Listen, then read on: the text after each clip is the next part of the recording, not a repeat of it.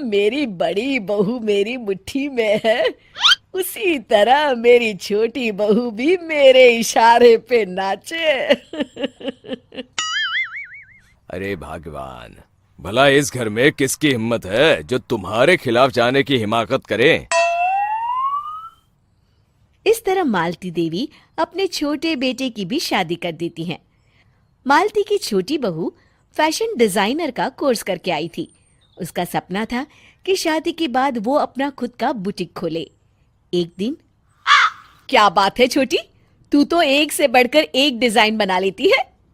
इसमें कौन सी बड़ी बात है दीदी, आप चाहे तो मैं आपको भी सिखा सकती हूँ। हाँ, फिर हम दोनों मिलकर एक बुटीक खोल लेंगे। लेकिन दीदी, उसके लिए तो बहुत पैसे लगेंगे। हाँ तो क्या हुआ, पैसे माँ जी से ले लेंगे। हाँ हाँ, मेरे पास तो पैसों का पेड़ है ना, तोड़ के तुम दोनों को दे दूंगी। मेरी एक बात अच्छी तरह समझ लो, मैं तुम दोनों को एक ढेला भी नहीं देने वाली, बड़ी आई बुटीक खोलने वाली। ये आप क्या कह रही हैं माँ जी? आप हमारी मदद नहीं करेंगी तो कौन करेगा? अरे अगर बुटीक खोलने का इतना ही शौक है तो अपने माँ बाप से पैसे क्यों नहीं मांग लेती? मेरे पैसों पर क्यों आंख गड़ाए बैठी हो तुम दोनों? इस तरह अपने इरादे स्पष्ट करके मालती देवी वहां से चली जाती है। अरे ये क्या दीदी, माँ जी तो साफ मुकर गई, अब हम क्या करेंगे? तू चिंता मत कर, बुटीक तो खुल के ही रहेगा। कहते हैं कि घी जब सीधी उंगली से नहीं निकलता तो उसे उंगली टेढ़ी करके निकालना चाहिए। माँ जी अपने आप को समझती क्या है? पूरी सोसाइटी जानती है कि माँ जी ने अपनी सास को घर से निकालकर उनकी दौलत पर कब्जा कर लिया है। हाँ दीदी, अब तो जैसे को तैसा करना पड़ेगा। फिर दोनों बहुएं मिलकर एक साजिश रचती हैं। एक दिन, अरे नालायक, जरा ठीक तरह से पैर दबा, बिल्कुल मजा नहीं आ रहा। खाने पीने में तो कोई कसर नहीं छोड़ती। तभी वहां बड़ी बहू हाथ में एक फॉर्म लेकर आती है। माँ जी, आपके लिए एक खुशखबरी है। सरकार सभी बुजुर्गों को हर महीने 10,000 रुपये पेंशन देने वाली है। अरे ये क्या कह रही है तू? क्या सच में मुझे हर महीने घर बैठे 10,000 रुपये मिलेंगे? हाँ माँ जी, दीदी सच कह रही है। कल टीवी न्यूज में इस बारे में बता रहे थे।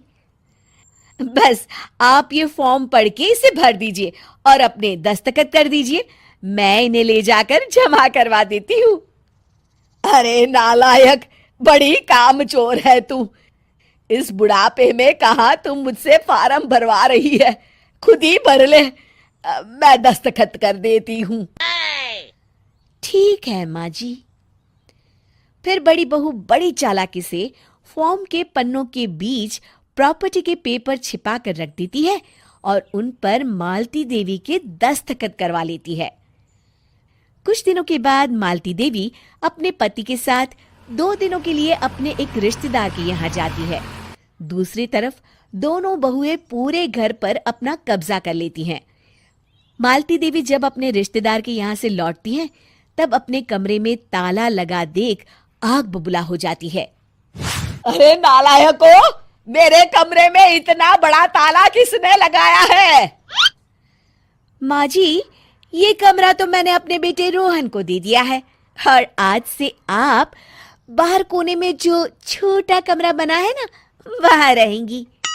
अच्छा, मैं उस सड़ेले कमरे में रहूंगी है? तेरी ये कहने की हिम्मत भी कैसे हुई?